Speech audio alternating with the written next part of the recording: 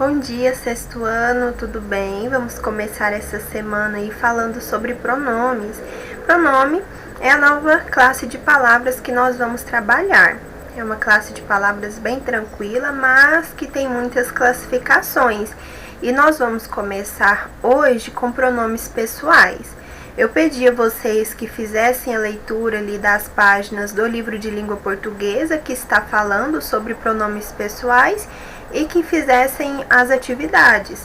Nós agora vamos falar, mais uma vez, vamos falar aqui, abordar esse tema e fazer a correção dessas atividades, tá bom? Então vamos lá? Vamos pensar aí primeiro neste nome, olha, pronome. O pronome é uma classe de palavras que está ali em função do nome, né? Ele pode acompanhar ou substituir um nome. E o pronome, ele tem uma função muito importante na nossa escrita, porque ele é utilizado ali no texto para evitar repetições desnecessárias. Nós vamos ver isso melhor nas atividades, tá bom? Então, o pronome é uma classe de palavras muito importante nós conhecermos, sabermos utilizar, principalmente para utilizar em nossos textos. E os pronomes pessoais são muito importantes para nós quando formos estudar verbos, porque os verbos são conjugados de acordo com os pronomes pessoais, as pessoas aí que nós veremos. Mas no momento, vamos lá, o que é pronome? Vamos ver o conceito de pronome. Pronome é a palavra que representa ou acompanha o substantivo. Então, ele pode representar, substituir ou acompanhar o substantivo. Substantivo não é nome. Observe, pronome, ele está em função do nome. Então, ele representa ou acompanha o substantivo, indicando-o como pessoa do discurso. E aí nós teremos primeira, segunda e terceira pessoa, nós vamos ver logo à frente. Ele identifica os participantes da interlocução. O que é interlocução? É conversa, é diálogo. E é a partir do pronome que eu identifico aí essas pessoas, os participantes da interlocução. Tá bom? Então, quando nós ouvirmos falar aí interlocução, lembra? Vocês já com certeza já viram essa palavra, interlocutor. É aquele com quem eu converso, tá? Identifica os seres, eventos ou situações aos quais o discurso faz referência. Aí aqui eu tenho a terceira pessoa. A primeira e a segunda pessoa. Observe, eu estou aqui conversando. Eu e você estamos conversando sobre uma bola, né? Eu estou falando com você aqui. Seu nome é João. Eu falo, João, a bola furou. Eu, Nayara, estou conversando com tu, João. A bola é ela. Então, primeira pessoa, aquela que fala. A segunda pessoa é a pessoa com quem eu falo. E a terceira é do que ou de quem se fala, tá bom? E aí nós vamos ver isso. Então, o pronome identifica os participantes da interlocução e os seres aos quais o discurso faz referência. Aqui as pessoas do discurso. A primeira sou eu, quem fala. A primeira pessoa do discurso é aquela que fala, eu. Eu falo com tu. É a segunda pessoa com quem se fala. E aí eu tenho a terceira pessoa, que é ele ou ela, que é de quem se fala. Então, é muito importante saber isso. Se lá na prova, lá na revisão, na avaliação, eu perguntar quais são as pessoas do discurso, você vai dizer a primeira pessoa do discurso, eu. Segunda, tu. Terceira, ele e ela, Então, a primeira, quem fala. A segunda, com quem se fala. E a terceira, de quem se fala. Tá bom? É tranquilo e é importante sabermos isso. Agora vamos para uma das classificações dos pronomes. Pronomes pessoais. São aqueles que substituem o substantivo indicando as pessoas do discurso. Então, quando nós estamos falando ali das pessoas do discurso, eu, tu e ele, nós estamos utilizando pronomes pessoais, tá bom? Um detalhe importante, aqui nós vimos 3 pessoas do discurso que estão no singular, mas nós temos as pessoas do discurso no plural também, tá? Que é nós, vós, eles, elas, tá bom? Vamos ver isso num quadrinho que tem lá na frente, mas essas aqui são as pessoas do singular. Deixa eu escrever aqui, tá? Então, essas são do singular. E aí, nós temos do plural também. Não, ficou parecendo um F, né, pessoal? Vamos apagar aqui. Então, essas são as pessoas do singular.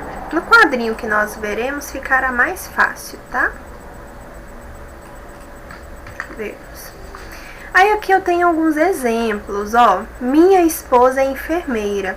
Minha esposa, aqui nós temos nomes, né? Nós temos aqui esposa, que é um nome.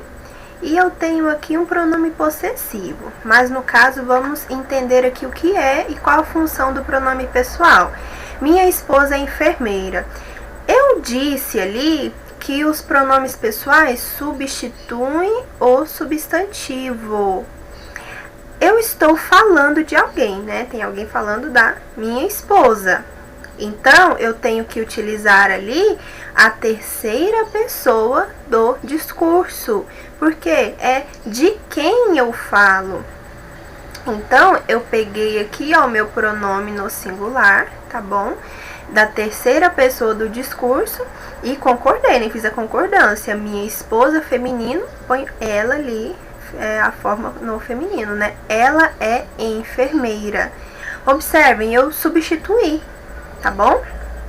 O segundo exemplo, o professor chegou atrasado. Eu estou falando de alguém, então, terceira pessoa novamente.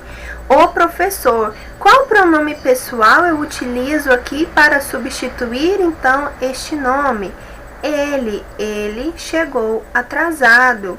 Eu posso colocar também, ó, assistir ao filme no cinema. Eu assisti, aqui é a primeira pessoa, estou falando de mim, a pessoa que fala. Eu assisti ao filme no cinema, tá bom? Então, temos aqui, olha, pronomes pessoais que estão acompanhando ou substituindo aí os nomes, tá bom? Agora sim, vamos lá para o quadro que está no livro de língua portuguesa de vocês. Aí aqui eu tenho a primeira, segunda e a terceira pessoa no singular, primeira e segunda e terceira pessoa no plural, tá bom? Então, vamos lá. Número aqui, singular, plural, pessoas, primeira, segunda e terceira. E aí eu tenho os pronomes do caso reto. Na primeira pessoa, eu. Segunda, tu. Terceira, ele e ela. Isso no singular. No plural, eu tenho primeira pessoa, nós, que é eu e mais alguém, tá bom? Nós, eu tenho eu incluído, mas não sou apenas eu. Tem mais alguém. Então, é no plural. Eu tenho vós, que é o tu e mais alguém. É a segunda pessoa, tu, só que tem mais alguém. Então, é vós. E 3, eu tenho eles, elas, que é ele e mais alguém. Eu estou falando de mais de um ser ali, mais de uma pessoa, tá bom? Então, esses são os pronomes pessoais do caso reto. É importante decorar, tá bom? Vamos estudar aí bastante esse quadro aí, tá bom? E decorar. Eu, tu, ele, ela, nós, vós, eles, elas. E eu tenho também os pronomes pessoais do caso oblíquo. Eles são um pouquinho mais complicados, nós não usamos tanto assim e muitas vezes temos até dificuldade em utilizá-los, mas porque não conhecemos. Então, vamos conhecer aqui. A primeira pessoa, na primeira pessoa do singular, eu tenho me, mim, comigo.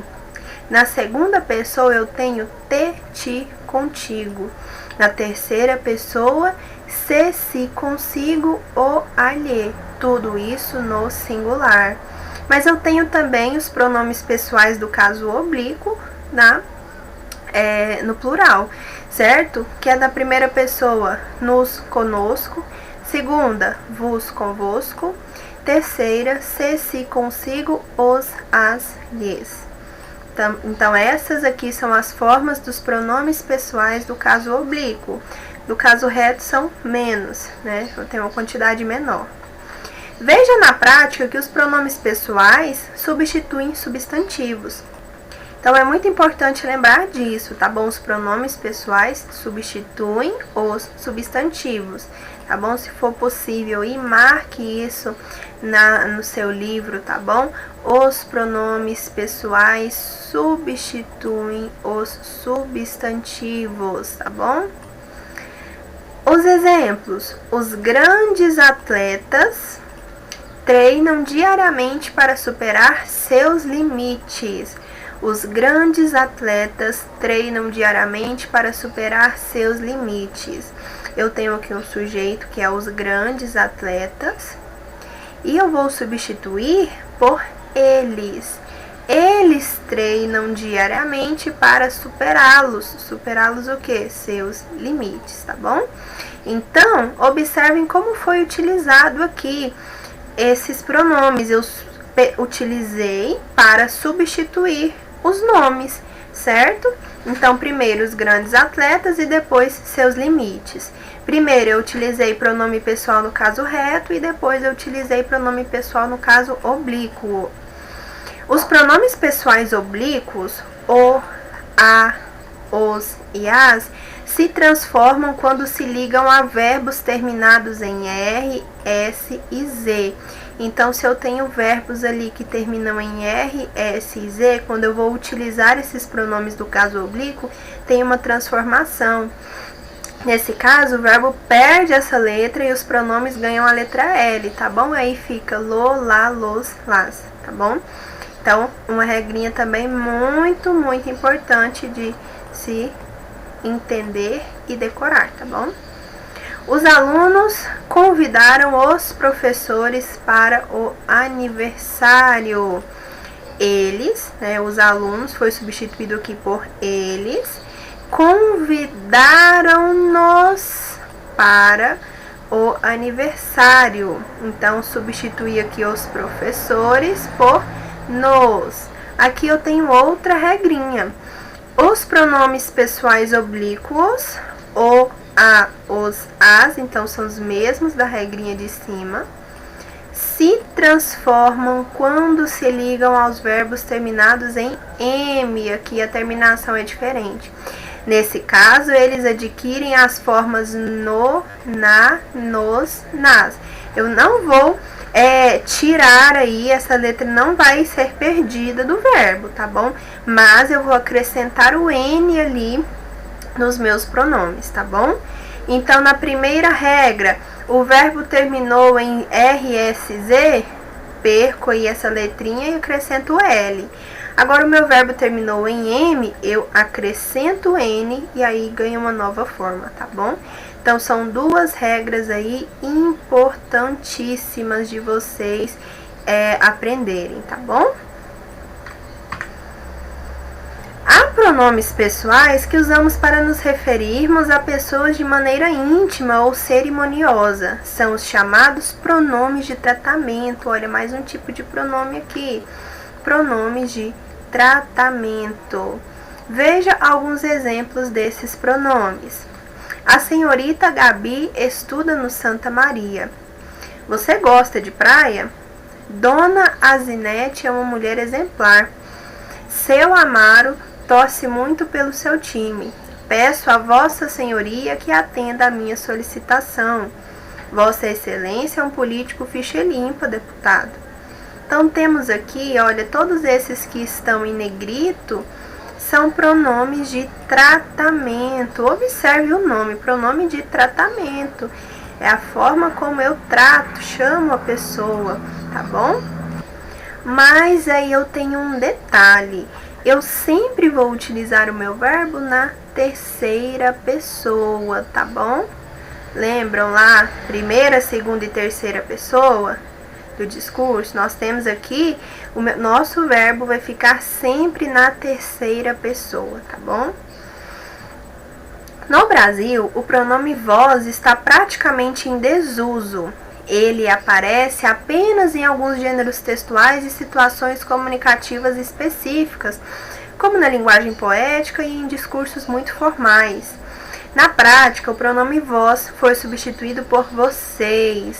Da mesma forma, o seu componente oblíquo, vos, também é usado raramente, sendo substituído pela forma a vocês, como eu disse a vocês. Em vez de falar eu vos disse, eu disse a vocês.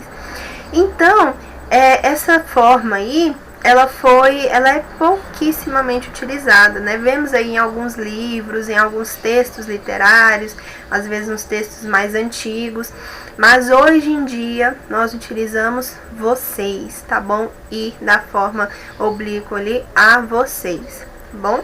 Então é uma curiosidade aí que nós temos sobre os pronomes de tratamento, tá bom? Então, vamos lá. Resumindo, vimos pronomes pessoais e os pronomes de tratamento, tá bom? Vamos para a prática, que surgem dúvidas e nós vamos conversando aqui sobre essas regrinhas. Antes de começarmos com as atividades, nós temos um texto. Vamos fazer aí a leitura dele, tá bom? Quais são as profissões mais perigosas? Os acidentes de trabalho têm probabilidades muito maiores de serem fatais quando ocorrem em lugares de onde é impossível escapar. É o caso de mergulhadores profissionais, de trabalhadores em minas subterrâneas e em plataformas petrolíferas, e também de técnicos de linha de transmissão de energia que lutam contra o vento pendurados a 30 metros de altura, em cabos que transportam mais de 20.000 volts, diz o físico Damásio de Aquino, da Fundação de Segurança e Medicina do Trabalho, Fundacentro, em São Paulo, órgão filiado ao Ministério do Trabalho, que é o maior centro de pesquisa sobre o assunto em toda a América Latina. Por incrível que pareça, nem a Organização Mundial do Trabalho, OMT, tem um ranking estatístico ou um estudo global que aponte as profissões com os índices de óbitos por acidente mais elevados. No Brasil, porém, dados do Ministério do Trabalho mostram que a atividade econômica com o maior número de vítimas fatais é o setor madeireiro, com 37 óbitos para 100.000 empregados durante o ano de 2000. Em segundo lugar, vem as ocupações ligadas à extração mineral, categoria que reúne duas das profissões de mais alto risco, mineração subterrânea e extração de petróleo, principalmente nas famigeradas plataformas marinhas citadas anteriormente. No caso da indústria madeireira, o pior é que boa parte dos acidentes poderia ser evitada com máquinas mais seguras. A maioria das mortes ocorre naquelas serrarias espalhadas em cantos remotos do país, onde não há uma pressão para a melhoria das condições de trabalho e não se investe em mecanismos de proteção, afirma Damásio. O mais recente estudo do gênero nos Estados Unidos, realizado na década de 1990, também apontava para o perigo das madeireiras. Um operador de serras tinha uma chance de morrer em serviço 20 vezes maior que a média dos trabalhadores em todos os outros setores. De longe, a profissão mais perigosa do país. Temos aí um texto de Fábio Koleski. A revista super interessante. Agora vamos para as nossas questões. Questão número 1. Considerando as informações presentes no texto, analise as afirmações a seguir, assinalando V para verdadeiro ou F para falso. Os acidentes de trabalho ocorrem sempre em lugares de onde é impossível escapar? Não é sempre, né? A maioria dos acidentes podem acontecer em lugares que é de difícil saída, né? Mas não lugares impossíveis de escapar. E não são todos os que acontecem lá nessas palavrinhas sempre, impossível, que tem um sentido assim muito extremo, nós já podemos desconfiar. É F de verdadeiro, é F de falso. B. É mais perigoso trabalhar em ambientes fechados. É mais perigoso trabalhar em ambientes fechados? Observe aqui no início do texto, nessa primeira parte, técnicos de linhas de transmissão de energia. Eles trabalham em ambientes fechados? Não, né? Eles ficam pendurados a 30 metros de altura. Então, não, também não é aí uma questão de que é mais perigoso trabalhar em ambientes fechados, não. Tem muitos trabalhos também que ocorrem em ambientes fechados em que não há esse perigo. Está mais relacionado à função ali, ao serviço em si. Então, F de falso. C. O Fundacentro é um órgão sem muita credibilidade na área de segurança e medicina do trabalho? Não mesmo, muito pelo contrário. Observe aqui, ó, o maior centro de pesquisa sobre o assunto em toda a América Latina, não é nem só aqui no Brasil, é em toda a América Latina. Então é falso também. D. Não existem estudos que apontem quais são as profissões em que ocorrem mais acidentes fatais no mundo. Nós não temos, isso é verdadeiro, não existem estudos para apontar. Vocês perceberam ali que as pesquisas, os estudos que foram feitos, observe, 1990, o mais recente, pessoal, 30 anos atrás. Observe o tanto que até essas profissões mudaram, né? Então, não existem esses estudos. No Brasil, o setor madeireiro é um dos menos perigosos, muito pelo contrário, é um dos mais perigosos, né? Foi apontado ali no texto. Então, é falso. F. No Brasil, ocorrem muitos acidentes fatais durante a extração de madeira porque os trabalhadores não têm atenção. Não é por isso, é porque eles não têm os equipamentos necessários ali, né? E as pessoas não há aquela pressão para que eles tenham aí esses equipamentos de segurança, certo? Então não é por falta de atenção, não. G. O setor em que ocorrem mais acidentes fatais nos Estados Unidos é o mesmo que no Brasil? Nós temos aqui, né, no Brasil, o setor madeireiro, e olha aqui, ó, exatamente esse daqui, ó. Um operador de serras tinha uma chance de morrer em serviço 20 vezes maior que a média dos outros trabalhadores. Então, a profissão mais perigosa dos Estados Unidos, que é qual? Madeireiras também, ó, apontava o perigo para as madeireiras. Então, tanto no Brasil quanto nos Estados Unidos, a profissão o setor madeireiro. Então, isso é verdadeiro, tá bom? 2. Que profissionais correm mais risco de sofrerem acidentes fatais? Observe. Profissionais que trabalham em locais onde é impossível escapar, como mergulhadores, trabalhadores de minas subterrâneas, técnicos de linhas de transmissão de energia e etc.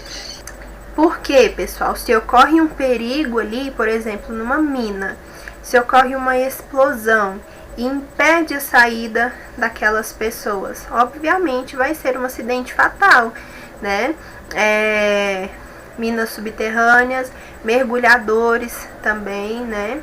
Técnicos de linhas de transmissão de energia, eles estão ali lá em cima, então para eles descerem é complicado, né? Preciso uma escada, é preciso um sistema ali para eles descerem. Então são os profissionais que correm mais risco de sofrerem acidentes fatais. 3. De acordo com o texto, pode-se afirmar que 1. Segundo estatísticas mundiais, as profissões com mais risco de fatalidade são as de técnicos de transmissão de energia. 2. No Brasil, o setor madeireiro apresenta grande número de vítimas por falta de segurança nas máquinas. 3. Segundo o físico Damásio de Aquino, a indústria madeireira e a profissão de mergulhador profissional não investem em condições de trabalho. 4. De acordo com pesquisa do Ministério do Trabalho, os setores com maior número de vítimas fatais são mineração subterrânea, extração de petróleo e indústria madeireira. Temos aí afirmações e nós vamos ver quais são as corretas. Pessoal, aqui na primeira nós temos estatísticas mundiais. Nós já podemos parar por aí, né? Nós não temos estudos, levantamento de estatísticas aí disso, né? Nós vimos até em questão anterior. Então, a 1 ela está descartada.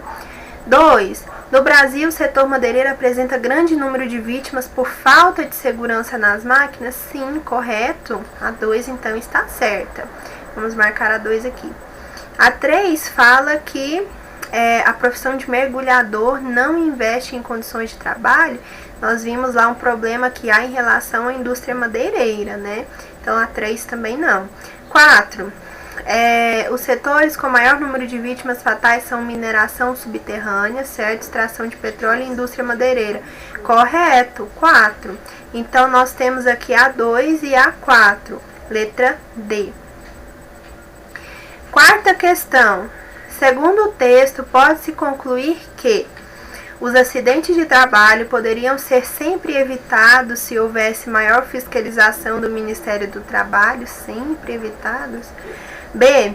As serrarias no interior do país que não apresentam condições de trabalho. Isso daí já é bem coerente com o que o texto diz, né? C. O perigo de um operador de serras morrer em serviço decorre do fato de haver serrarias em lugares muito remotos. Isso influencia? D. Os Estados Unidos, na década de 1990, realizaram um estudo para evitar o excessivo número de acidentes de trabalho em locais inacessíveis. Espera aí, nós temos um estudo lá, mas não é sobre isso. Há uma organização mundial que se preocupa em apontar as profissões com maiores índices de óbitos por acidentes? Não há. Né? O texto, inclusive, faz uma crítica em relação a isso. A questão coerente aqui, né, que tem a ver com o nosso texto, é a B, tá bom? Há serrarias no interior do país que não apresentam condições de trabalho. Então, por isso, ocorrem muitas mortes. Questão 5. Observe o trecho a seguir. Mineração subterrânea e extração de petróleo, principalmente nas famigeradas plataformas marinhas citadas acima. No contexto, a expressão grifada indica que a.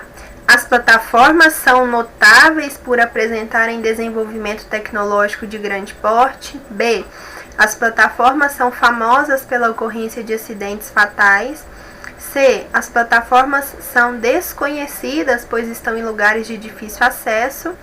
D. As plataformas são responsáveis por um grande número de acidentes fatais. Ou letra E. As plataformas são dos locais em que ocorrem duas das profissões de maior risco, mineração subterrânea e extração de petróleo. Vamos lá, a expressão grifada, famigeradas plataformas. O que é famigeradas? Nós temos ali, um substantivo e um adjetivo. O que essa característica aí quer dizer? Você sabe? Se você não sabe, tem que pesquisar para descobrirmos aí qual é, tá bom? Então, no dicionário, olha o meu aqui. Vamos lá procurar famigerado, que está bem... Aqui, famigerado é o quê? Que tem fama, célebre, notável. Então, famigerado, ali seriam as famosas plataformas, né? Que é, então, equivalente aqui, a B, as plataformas são famosas pela ocorrência de acidentes fatais. Então, elas são conhecidas, né? Então, elas não são desconhecidas. É a letra B. Questão 5, letra B. Questão 6. Leia o texto abaixo e responda as questões propostas. Os acidentes de trabalho têm probabilidades muito maiores de serem fatais quando ocorrem em lugares de onde é impossível escapar. Assim, os acidentes de trabalho são muito mais perigosos em ambientes como minas subterrâneas e plataformas petrolíferas. Transcreva desse texto o termo que se repete desnecessariamente. Deixa eu apagar aqui e vamos ver. Nós temos um termo aqui que ele se repete no texto. Olhe, os acidentes de trabalho têm probabilidade muito maiores de serem fatais e tal. Assim, os acidentes de trabalho, olha, 2 vezes os acidentes de trabalho e aqui os acidentes de trabalho. Temos aí essa repetição e ela é o que? Desnecessária. Por quê? Nós poderíamos muito bem substituir aí por um pronome, nós poderíamos utilizar um sinônimo para evitar essa repetição. Evitar termos e expressões em nossos textos não é bom, tá bom? Apenas quando é muito necessário, não é possível fazer uma substituição, tá? Mas nesse caso aqui foi desnecessário, então os acidentes de trabalho. B. Nos textos, uma das funções dos pronomes é evitar a repetição desnecessária. Falamos sobre isso. De palavras e expressões. Escreva esse texto substituindo o termo repetido por um pronome adequado. Então, nós vamos pegar aí os acidentes de trabalho e substituir aquela segunda ocorrência ali, tá bom? Vamos lá. Qual pronome nós utilizaremos ali? O eu, o tu, o ele, ou nós, vós, eles. Observe, é do que se fala ali, né? Então, nós vamos utilizar a terceira pessoa. Agora, é singular ou plural? Os acidentes de trabalho está no plural, então, eles, tá bom? Então, nós já descobrimos aí que nós vamos substituir os acidentes de trabalho por eles. Ficaria como? Os acidentes de trabalho têm probabilidades muito maiores de serem fatais quando ocorrem em lugares de onde é impossível escapar. Assim, eles são muito mais perigosos em ambientes como minas subterrâneas e plataformas petrolíferas. Pessoal, observe, não ocorreu aí nenhum tipo de prejuízo. Eu consigo muito bem identificar ali o que ou a quem ali aquele pronome faz referência, os acidentes de trabalho. Então, eu utilizo esse pronome aqui para evitar essa repetição e o meu texto ficar cansativo, ficar repetitivo, tá bom? Então, essa é a substituição aí pelo pronome adequado, tá bom? Até porque não faria sentido nenhum eu colocar outro, né? Por exemplo, eu. Assim, eu são muito mais perigosos. Não é a primeira pessoa, não é a segunda, é a terceira, tá bom? E do plural. Questão 7. Agora leia este trecho. Por incrível que pareça, nem a Organização Mundial do Trabalho, OMT, tem um ranking estatístico ou um estudo global que aponte as profissões com os índices de óbitos por acidente mais elevados. Que pronome pessoal poderíamos utilizar para substituir o termo grifado nessa frase? A Organização Mundial do Trabalho. Temos aí feminino, né? Então, e outra coisa, a organização ali é de quem nós estamos falando, né? O autor do texto está falando. Então, é terceira pessoa e colocamos ela lá, né? Porque a organização feminino. Então, ela. B. Se fizéssemos essa substituição no texto, haveria algum problema de sentido? Justifique. Haveria um prejuízo no sentido por quê? Vamos lá. Por incrível que pareça, nem ela tem um ranking estatístico ou um estudo global. Nós ainda não tínhamos mencionado a Organização Mundial do Trabalho. Então, ela quem? Eu não saberia quem. Ao contrário ali da primeira substituição que nós fizemos, porque lá eu sabia muito bem de quem eu estava falando, eu já havia mencionado antes. Aqui não. Então aqui não caberia. Então nós temos que saber o momento de utilizar o pronome para não haver prejuízo no nosso texto, tá bom? Então, olha, se fizéssemos essa substituição, a informação passada não ficaria clara, porque não teríamos como saber que o pronome ela se referia à Organização Mundial da Saúde. Na verdade, o pronome ficaria se referindo ao termo América Latina, né? Porque foi o termo anterior. Então, aqui não daria certo, tá bom? Agora, terminamos a nossa correção das atividades, tá bom? Sobre pronomes. Qualquer dúvida que você ainda tiver sobre essa atividade, alguns alunos já vieram me procurar, respondi ali algumas dúvidas no grupo, tá bom? Então, vocês podem me procurar, perguntar, vamos entender bem aí o que são os pronomes, tá? Para continuarmos, porque logo vamos ver outro tipo de pronome. Então, vamos entender bem o que é o pronome pessoal, como utilizá-lo, tá bom? Então é isso, até a próxima aula, bons estudos e que vocês tenham aí uma ótima semana.